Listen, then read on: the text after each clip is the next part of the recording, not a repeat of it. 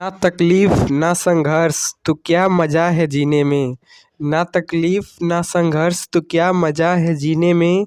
बड़े बड़े तूफान थम जाते हैं जब आग लगी हो सीने में। हेलो फ्रेंड्स, स्वागत है आप सभी का आपके अपने channel excellent study with DK में। दोस्तों, आज की इस वीडियो में हम देखेंगे भारत के कुछ राष्ट्रीय प्रतीकों के बारे में। तो चलिए वीडियो शुरू करते हैं। सबसे पहला प्रश्न है, भारत का राष्ट्रीय पशु कौन है। तो याद रखिएगा, भारत का जो राष्ट्रीय पशु होता है वह बाघ, टाइगर होता है। यानी भारत का राष्ट्रीय पशु कौन है, तो बाघ है। नेक्स्ट क्वेश्चन है, भारत का राष्ट्रीय पुष्प यानी भारत का राष्ट्रीय फूल कौन सा है। तो भारत का जो राष्ट्रीय फूल है वह है कमल। भारत का राष्ट्रीय पुष्प या फूल कौन है, तो कमल है। नेक्स्ट क्वेश्चन है, भारत का राष्ट्रीय पक्षी कौन है। तो भारत का जो राष्ट्रीय पक्षी है वो है मोर, पीकॉक। भारत का राष्ट्रीय पक्षी कौन है, तो मोर है। नेक्स्ट क्वेश्चन है, भारत का राष्ट्रीय चिन्ह क्या है। देखिए, भारत के राष्ट्रीय चिन्ह के बारे में कुछ जान लेते हैं। देखिए, दिया गया है, वाराणसी के समीप सारनाथ में अशोक स्तंभ निर्मित सिंह स्तंभ है। यानी भारत का जो राष्ट्रीय चिन्ह है वह है अशोक स्तंभ।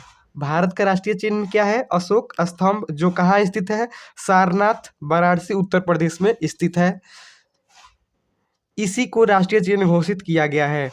यानी जो वाराणसी में जो अशोक स्तंभ है उसी को राष्ट्रीय चिन्ह घोषित किया गया है। राष्ट्र चिन्ह में 3 सिर दिखाई देते हैं। यानी जो राष्ट्रीय अशोक स्तंभ है उसमें टोटल 4 सिर हैं, लेकिन जब हम किसी भी तरह किसी भी ओर से देखेंगे तो 3 सिर ही हमें दिखाई पड़ेंगे। यानी 4 सिर हैं टोटल, और दिखाई कितने देते हैं, 3 सिर ही दिखाई देते हैं। चिन्ह के नीचे देवनागरी लिपि में सत्यमेव जयते लिखा गया है। यानी जो अशोक स्तंभ है उसमें नीचे क्या लिखा गया है, देवनागरी लिपि में सत्यमेव जयते लिखा गया है। यहाँ से एक और क्वेश्चन बनता है, भारत का आदर्श शब्द क्या है।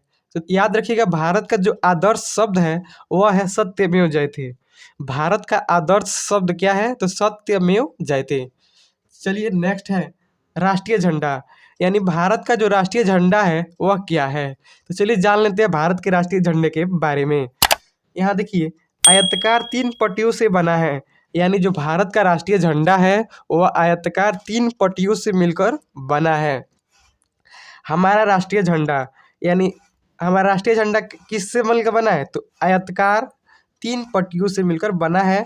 झंडे के ऊपरी भाग में केसरिया, यानी झंडा जो सबसे ऊपरी भाग है उसमें केसरिया रंग, और मध्य यानी बीच में श्वेत रंग, और नीचे हरे रंग की पट्टियां हैं। यानी इसमें कुल 3 पट्टियां हैं। सबसे ऊपर केसरिया रंग की पट्टी, मध्य में है श्वेत रंग की, और सबसे नीचे है हरे रंग की पट्टी है। झंडे की लंबाई और चौड़ाई का अनुपात 3:2 है। यानी जो भारत के झंडे के लंबाई और चौड़ाई का अनुपात है वह 3:2 है। अब देखिए, यहाँ दिया गया है, श्वेत पट्टी के मध्य में नीले रंग का चक्र है। यानी भारत के राष्ट्रीय झंडे में जो श्वेत पट्टी है उसी के मध्य में नीले रंग का चक्र है। यहाँ से एक और क्वेश्चन बन सकता है कि भारत के राष्ट्रीय झंडे में चक्र में कितने तिलियां हैं। यानी इसमें कुल 24 तिलियां होती है। यानी उस चक्र में कितनी तिलियां होती है, 24 तिलियां होती है। अब चलिए जान लेते हैं भारत के राष्ट्रीय गान के बारे में। देखिए, यहाँ भारत का राष्ट्रीय गान दिया गया है, रविंद्रनाथ टैगोर द्वारा रचित गीत जन गण मन को 24 जनवरी 1950 को राष्ट्रीय गान के रूप में स्वीकार किया गया। यानी भारत का जो राष्ट्रीय गान है वह क्या है, तो जन गण मन है। जिसको कब स्वीकारा गया, यानी उसकी शुरुआत कब से हुई, तो 24 जनवरी 1950 को। और जन गण मन के रचनाकार कौन है, यानी उसके लेखक कौन है, तो याद रखिएगा, रविंद्रनाथ टैगोर, जो क्या है, भारत के राष्ट्रीय गान के रचयिता या लेखक हैं। अब देखिए, जनगण मन की शुरुआत कब से हुई, तो याद रखिएगा 24 जनवरी 1950 ईस्वी को इसे राष्ट्रीय गान के रूप में स्वीकारा गया। अब चलिए देख लेते हैं भारत के राष्ट्रीय गीत के बारे में। तो देखिए भारत का जो राष्ट्रीय गीत है वह है वंदे मातरम। भारत का राष्ट्रीय गीत क्या है? तो वंदे मातरम।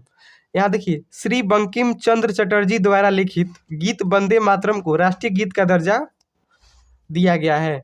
यानी भारत के जो राष्ट्रीय गीत क्या है वह है वंदे मातरम, जिसके लेखक कौन है? तो श्री बंकिम चंद्र चटर्जी हैं। यानी इन्हीं के द्वारा लिखा गया क्या है? वंदे मातरम है, जिसे राष्ट्रीय भारत का राष्ट्रीय गीत का दर्जा प्राप्त है। अब आज के लिए दोस्तों इतना ही। अब मिलेंगे नेक्स्ट वीडियो में नए टॉपिक के साथ। तब तक के लिए जय हिंद जय भारत।